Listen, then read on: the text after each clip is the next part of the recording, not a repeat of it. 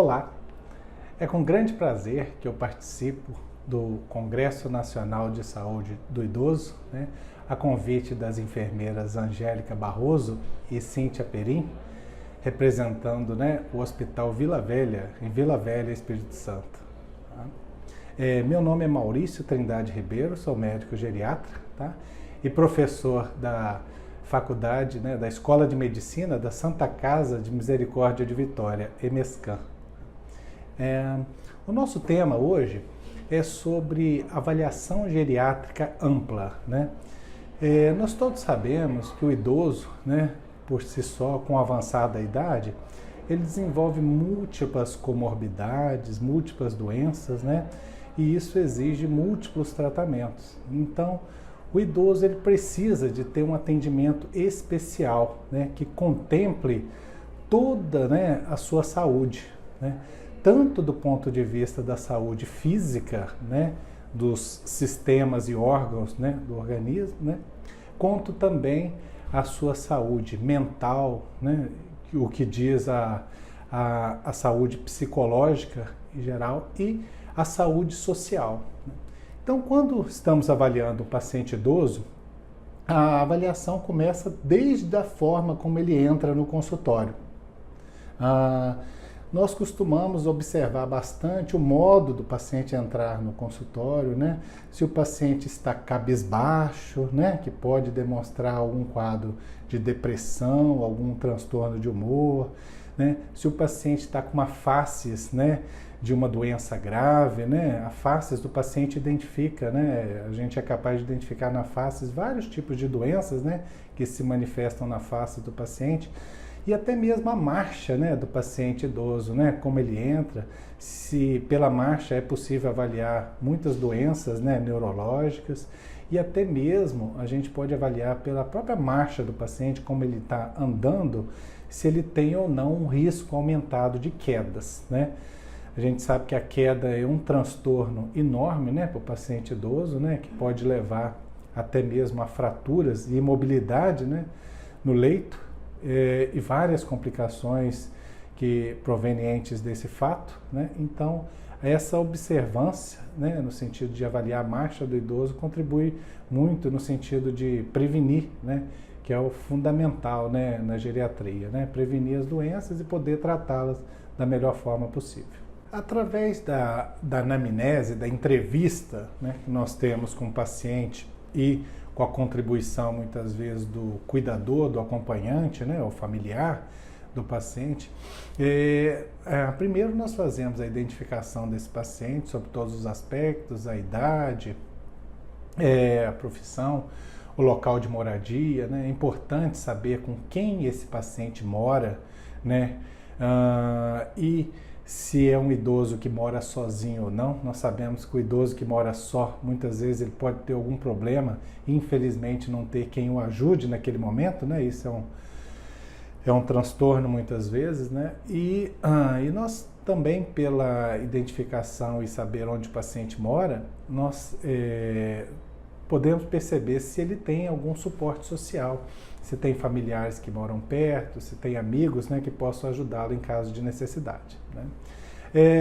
Depois nós avaliamos a queixa do paciente relacionada à consulta e a história da doença que ele tem, detalhando os sintomas. Importante também a avaliação dos antecedentes pessoais, as doenças que o paciente já traz consigo, e os tratamentos que são feitos para essas doenças e os antecedentes familiares, Uma coisa importantíssima que a gente sempre tenta valorizar são as questões dos hábitos de vida desses pacientes, questões alimentares, se o paciente tem uma dieta equilibrada, uma dieta favorável a evitar o surgimento e progressão das doenças crônico-degenerativas, E outra coisa são os hábitos de vida também, É muito importante avaliar se esse paciente fuma, o tabagismo, alcoolismo, a questão da atividade física, que é importantíssima, A gente sabe que a atividade física é importante em todas as etapas da vida, E e imprescindível, né, na idade avançada, né? E a gente sempre faz esse questionamento sobre os hábitos de vida, porque a gente sabe que sempre é tempo de mudar o estilo de vida, né? Por mais que a pessoa esteja numa idade já avançada, né? Comprovadamente, né, a gente sabe da literatura que abandonar o tabagismo, abandonar o alcoolismo, né? Começar a fazer uma atividade física, muitas vezes gradual e progressiva, né? De acordo com as possibilidades daquele paciente, né? E mudar os hábitos alimentares, né? Evitar principalmente, né, o que a gente chama os venenos para a saúde, né? Que são o excesso de sal na comida, os alimentos ricos em carboidratos, né? As massas, os açúcares, né?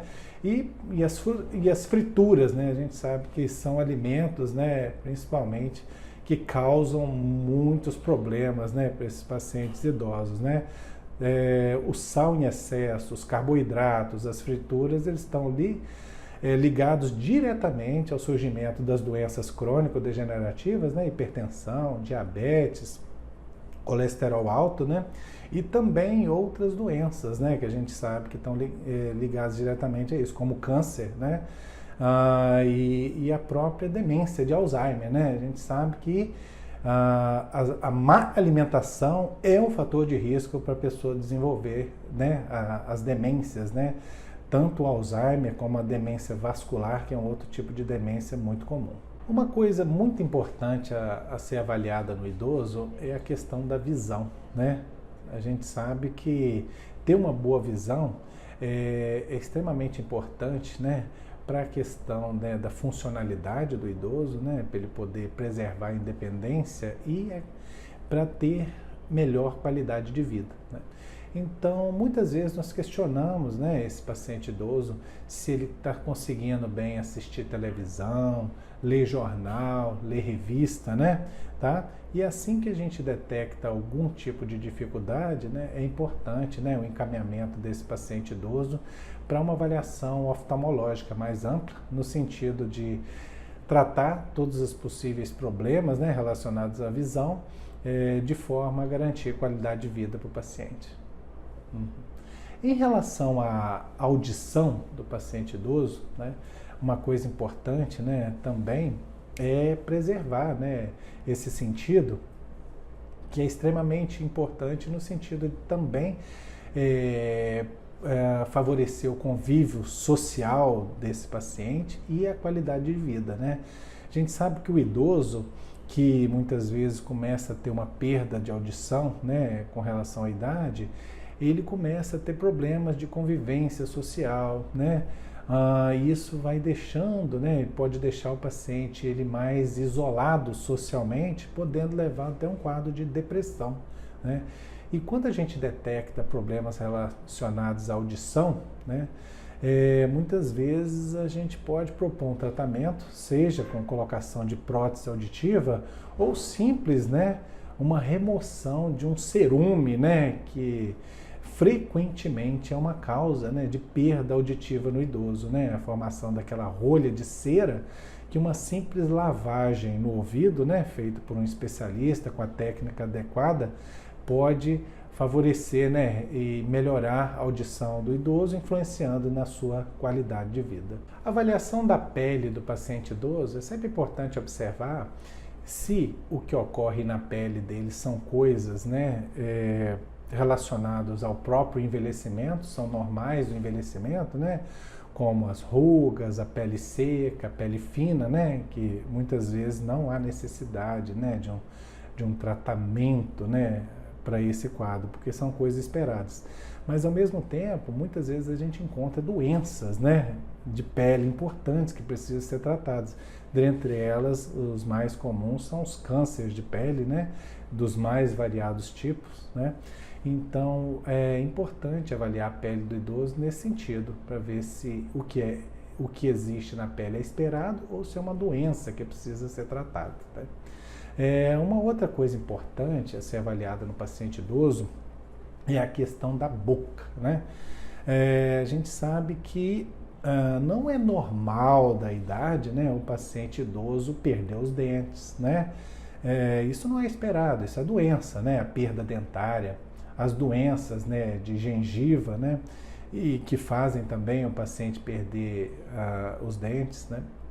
Outra coisa importante são as úlceras na boca, os machucados, né? Que pode identificar alguma doença mais grave, né? Até mesmo vários tipos de câncer de boca, né? Então, nós avaliamos a boca do paciente, é sempre importante ver o estado dos dentes, da gengiva, né? A questão se tem uma úlcera ou não, né? E nessa avaliação é importante até a retirada da prótese, né? Dentária, para ver se debaixo daquela prótese não tem algum machucado, alguma úlcera, né? Que se não for observada pode levar a uma complicação grave no futuro, né?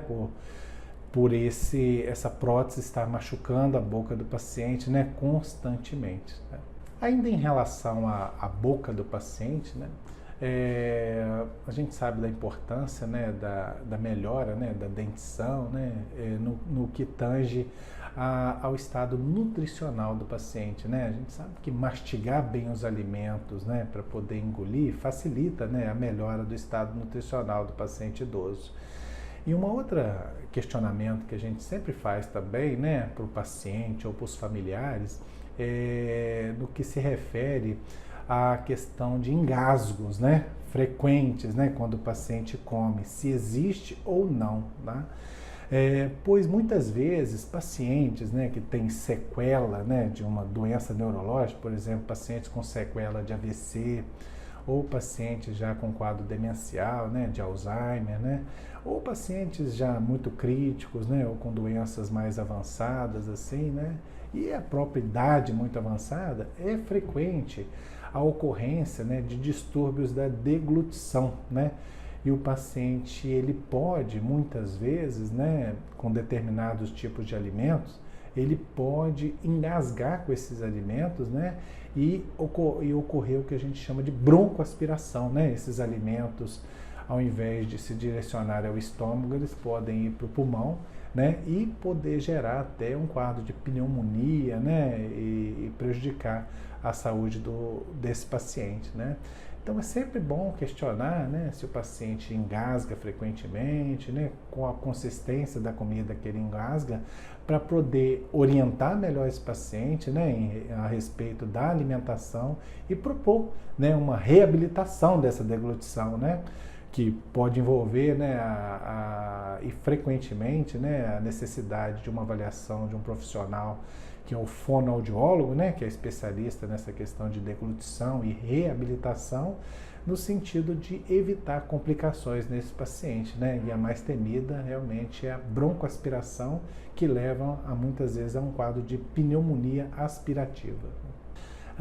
Ainda no que tange a questão, né, dos engasgos, né, frequentes que o paciente pode ter e risco de aspiração, uma boa orientação, né, para os familiares e para os cuidadores desses pacientes idosos, né, principalmente os pacientes que têm doenças neurológicas, né, como sequela de acidente vascular cerebral, Alzheimer, né, ou pacientes que têm dificuldade de deglutição, é sempre priorizar a alimentação do paciente sentada, né, nunca deitado, né, porque se existe o risco de engasgar e broncoaspirar o alimento, né, e preferir consistências mais pastosas, né, desses alimentos, né. A gente sabe que o idoso ele engasga mais com sólido, engasga mais com líquido, né. Então, a consciência pastosa muitas vezes facilita a deglutição do paciente, né, e diminui o risco, né, de broncoaspiração. E também é vendido, né, em farmácias, né, lojas do ramo, os espessantes, né, que a gente sabe, né, que são, na verdade, uma substância que serve para engrossar os líquidos, né, do paciente, também facilita ele deglutir, né, e diminui o risco dele broncoaspirar esses alimentos, né. Um outro aspecto importante a ser avaliado no paciente idoso é a questão do humor, né? A gente sabe que é tido, né, na literatura uma frequência de transtornos do humor, né, principalmente a depressão, em torno de 10%, né, dos pacientes idosos, né? E por muitas vezes, né, essa depressão, né, é causado por perdas, né, que vão acontecendo durante a vida, né, do paciente, né, e acabam por causar, né, esse transtorno de humor, né, que a depressão é o mais comum, né, transtorno de humor no paciente idoso. E a gente sabe que depressão, ela precisa ser investigada e tratada com seriedade, porque além, né, dos vários riscos que ocorrem, né, para a saúde, a gente sabe que depressão aumenta o risco, né, considerável de o paciente ter um infarto agudo do miocárdio, né, aumenta o risco de um acidente vascular cerebral, né, aumenta o risco de quedas, né. O paciente idoso, muitas vezes, ele pode ficar deprimido e por isso ele pode parar de comer, de se alimentar. Então a tendência é ele perder peso, emagrecer, vai dando uma fraqueza muscular importante, né? E isso acaba culminando, né, com o aumento do risco de quedas, fraturas e tudo mais, né? Além, né, de um risco, né, que a gente sabe, né, o risco do paciente idoso também de cometer alguma coisa indevida contra a sua própria vida, né, que é o risco mais grave, né, da depressão. Então, quando a gente se atenta a isso e avalia o paciente, né, através de testes, né, e perguntas específicas, né, nós conseguimos identificar se esse paciente está deprimido ou não, e se estiver deprimido, existem várias formas de tratar essa depressão, melhorando, né, a qualidade de vida desse paciente idoso, né. Uma outra coisa muito importante a ser avaliada, né, quando fazemos avaliação geriátrica ampla, né, ou avaliação global do idoso, é a questão da memória, né, ou da perda, né, da memória, né, muitas vezes descrita, né, relatada pelo paciente ou pelos familiares, né. Então, através de testes, né, que são feitos, né, e uma boa história, né, sobre essa perda de memória, né, há quanto tempo se iniciou, como é que ela vem progredindo, né, e o que o paciente esquece, né, e principalmente se esses esquecimentos estão interferindo, né, na vida do paciente, é possível, né, identificar, né, se esses esquecimentos são esperados da idade, né, ou se realmente tem uma doença instalada, né, e aí a gente chama atenção para os quadros demenciais, né, entre elas o Alzheimer, a demência vascular, a demência por corpúsculo de Lewy, né, que são quadros, né, de doenças que precisam, né, de receber um tratamento adequado, né. Um outro aspecto muito importante a ser avaliado no paciente idoso é quanto à ocorrência, né, ou o risco de quedas, né. Nós todos sabemos que, infelizmente, né, nós passamos por um quadro atual de uma verdadeira epidemia de quedas, né, em pacientes idosos. E as quedas, apesar de a grande maioria, né, não resultar em fratura, né, as quedas podem levar frequentemente a consequências tanto físicas, né, dentre elas a mais grave são as fraturas, né, fratura de fêmur, né, fratura de quadril e consequências psicológicas, né, importantes nesse paciente idoso, né. As consequências físicas, né, muitas vezes, né, as fraturas podem levar esse paciente idoso, né, a ficar com imobilidade no leito, né, assim. Muitas vezes pode ser que essa imobilidade até mesmo seja irreversível, né, o paciente fique no leito aí, né, para o restante dos seus dias, infelizmente, né. E consequências dessa imobilidade, né, a gente sabe que o paciente imóvel no leito aumenta o risco, né, das úlceras por pressão, né, antigamente chamada como escaras, né, aumenta o risco desse paciente ter pneumonia, né, aumenta o risco de infecção urinária, aumenta o risco de ter trombose venosa profunda, né, são todas complicações de um paciente, né, que fica acamado, né, tá? E quanto à fratura, a queda, né, não leva a consequência física, né, ela pode levar o paciente a consequências psicológicas muito graves, né. E aí eu gostaria de chamar a atenção para a síndrome do medo de cair, né. Os pacientes idosos, muitas vezes, que levam uma queda ou mais de uma, frequentemente eles tendem a ter um medo intenso, né, de ter novas quedas. E isso acaba levando o paciente a ficar com imobilidade, né? Isso leva o paciente a perder massa muscular, né? Que a gente chama de sarcopenia, né? E quando esse paciente quer andar ou volta a andar, como ele está mais frágil, com menos massa muscular, aumenta o risco de queda, né? Então, queda é sempre um problema para idoso, seja pelas suas consequências físicas, né? As mais graves são as fraturas, e pelas consequências, né, psicológicas, né?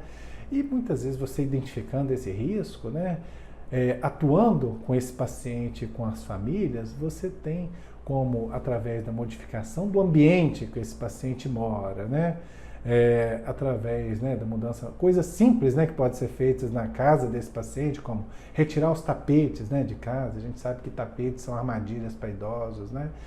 Iluminar bem a casa de dia e de noite, né? Corrimão nas escadas, né? Um sapato adequado. A gente sabe que o melhor calçado para idoso é o calçado fechado, né? Idoso tropeça muito, né, quando o calçado é aberto, né? Uma coisa importante é a questão do banheiro desse paciente idoso, né? Você estimular a colocar uma barra de segurança no chuveiro, ao redor do vaso sanitário. São todas atitudes simples, né? Mas que podem prevenir queda, né? E a gente tenta estimular bastante isso, no sentido que, em geriatria, muitas vezes essas atitudes mais simples, elas têm o melhor, né, e o impacto, né, em relação à saúde e à qualidade de vida do paciente idoso. Um outro aspecto importante, né, a ser avaliado quando fazemos a avaliação geriátrica ampla, né, desse paciente idoso, é a questão nutricional, né? Nós todos sabemos que os extremos, né, eles devem ser evitados, né? A obesidade, hoje em dia, ela é causadora, né, e leva o paciente a aumento, né, do risco das doenças cardiovasculares, né, dentre elas o acidente vascular cerebral, infarto agudo do miocárdio, né? E também a obesidade está relacionada com o aumento do risco de câncer, né? Diretamente, além das demências, né? Agora, o outro extremo também, né? O paciente idoso que vem emagrecendo, né? Perdendo peso, né? A gente sabe que esse perda de peso no paciente, ele pode refletir frequentemente na questão da massa muscular, né? E o paciente ele vai ficando mais frágil, aumenta o risco de quedas, né, por ter menos massa muscular. E também, né, o emagrecimento importante, a perda do peso, frequentemente pode refletir na questão da imunidade do paciente, né? E um paciente com emagrecido, né, ele pode ter deficiência no sistema imune e com isso, né, ele pode dar um aumento, né, do risco de infecções, né, dentre elas as pneumonias, as infecções urinárias, né, que pode contribuir, né, para um desfecho, né, muito ruim desse paciente, né. Então, geralmente a gente avalia se esse paciente ele tem uma perda de peso, né, de mais de 5%, né, em 3 meses ou de mais de 10% em 6 meses, né, isso é uma coisa preocupante. E a partir do momento que a gente identifica que esse paciente está perdendo peso, é importante investigar a causa disso, né? Qual a causa da perda de peso do paciente, né? Será que esse paciente está deprimido, né? E por isso ele não está comendo adequadamente, né? Muitas vezes, tratando a depressão, ele volta a se alimentar adequadamente. Será que esse paciente tem um problema de cognição, Alzheimer, né? E ele está esquecendo de se alimentar, né? Normalmente. Será que o problema é dentário, né? Ele não está conseguindo mastigar? Será que o problema é dificuldade de engolir o alimento, né? Doenças do estômago, né? Esôfago, né? Que a gente sabe que frequentemente dificulta o paciente a se alimentar, né? Outras doenças também, né, podem levar o paciente a emagrecer, né, como por exemplo diabetes, né, descontrolado, né, problemas da tireoide, infecções, né. Muitas vezes o paciente idoso está com alguma infecção e pela própria infecção ele para de se alimentar, né. Você tratando a infecção ele volta a alimentar normalmente, né. Então isso é importante, avaliar a questão nutricional do paciente idoso, se ele está obeso ou se ele está emagrecido e perdendo muito peso, né, desnutrido, para determinar a partir daí qual é a causa disso e propor o tratamento mais adequado para melhorar a qualidade de vida desse paciente. Uma coisa importante a ser avaliado, né, quando fazemos a avaliação geriátrica ampla, né, é a questão da funcionalidade desse paciente idoso, né? Funcionalidade tem relação direta com o grau de independência ou dependência desse paciente, né? Através de escalas, né, que nós perguntamos, né, para o paciente ou para a família, nós conseguimos determinar se esse paciente ele é independente completamente, né, para todas as atividades, né, da vida diária, né, como por exemplo as atividades de casa, né, o paciente ele se alimenta sozinho sem ajuda, toma banho sozinho, né, se ele consegue vestir-se, né, sozinho, sem ajuda de terceiros, se ele consegue ir ao banheiro, né, sem ajuda e fazer as necessidades, né, do dia a dia. E também nós perguntamos sobre as atividades, né, que a gente chama de atividades instrumentais, né, do dia a dia, né, que são atividades um pouco mais elaboradas, né, como por exemplo atender o telefone, né, fazer as tarefas domésticas, né, cozinhar, né, se o paciente consegue cozinhar sozinho, se ele consegue pegar um transporte público, né, se ele consegue ir ao mercado e fazer compras, se ele consegue tomar os remédios sozinho, sem a ajuda de outros, né? Então, através dessa avaliação, nós conseguimos determinar se esse paciente é completamente independente para as atividades diárias, se ele tem uma dependência parcial, né? Ou se ele é totalmente dependente, né? Tá? Nós sabemos que existem alguns pacientes, né, principalmente os pacientes sequelados de doenças neurológicas, como sequela de AVC, né, ou Alzheimer em estágio muito avançado, né, e esses pacientes acabam, né, por conta da doença avançada, ficando totalmente dependentes de cuidados, né. Então, através dessa avaliação, nós conseguimos determinar, né, o grau de independência ou dependência dos pacientes para as atividades do dia a dia. Um outro aspecto muito importante a ser avaliado, né, na consulta geriátrica é sobre a questão, né, da incontinência urinária, né? Não é normal, né, o idoso perder urina na roupa, né?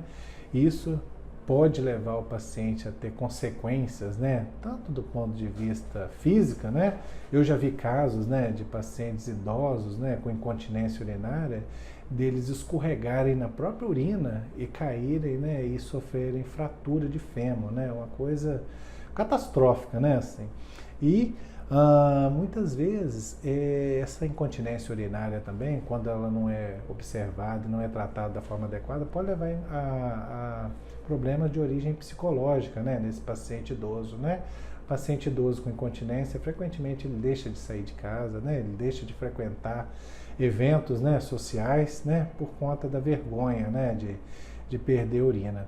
Incontinência, né, precisa ser avaliada, né, pelo médico, né, e determinado o grau da incontinência e a causa, pois a partir daí, né, a gente pode determinar o tratamento adequado, seja através de cirurgia, seja através, né, de medicamentos, né, que muitas vezes ajudam muito a controlar, né, essa incontinência, preservando com isso, né, a integridade física e psicológica, né, do paciente idoso, né.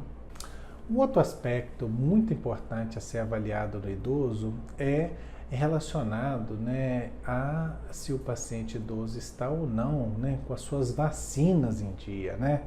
E aí eu destacaria, né, duas vacinas que são fundamentais, né, para a gente preservar a saúde do idoso e preservar a qualidade de vida, né? Que são as vacinas de gripe, né? Que é ofertado todo ano, né, pelas campanhas, né, nos postos de saúde, né? A gente sabe que gripe em paciente idoso pode acabar desenvolvendo um quadro de pneumonia, insuficiência respiratória, levar esse paciente para UTI, né? E é uma coisa absolutamente evitável, né, através de vacinação.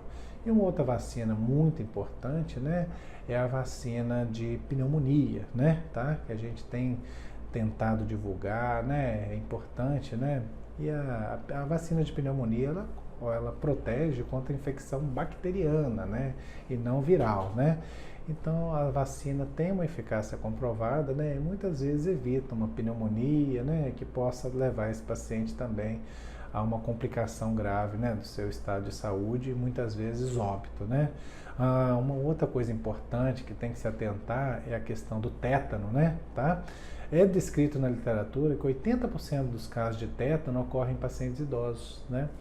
Então, é verificar se essa vacina de tétano está em dia. A gente sabe que tem que vacinar a cada 10 anos, né, para proteger contra tétano. São coisas simples, né, mas em geriatria, né, estar com as vacinas em dia pode determinar, né, para esse paciente se ele vai ter uma má evolução, né, ou se vai ter a sua saúde, né, preservada e automaticamente, né, a saúde preservada vai manter esse paciente independente, né, e com a sua qualidade de vida, né, muito melhor, né, no dia a dia. É com muito orgulho e prazer, né, que eu termino a minha participação no Congresso Nacional de Saúde do Idoso, né, e me prontificando, né, a estar presente, né, e contribuir com o que for possível sempre que for necessário, né.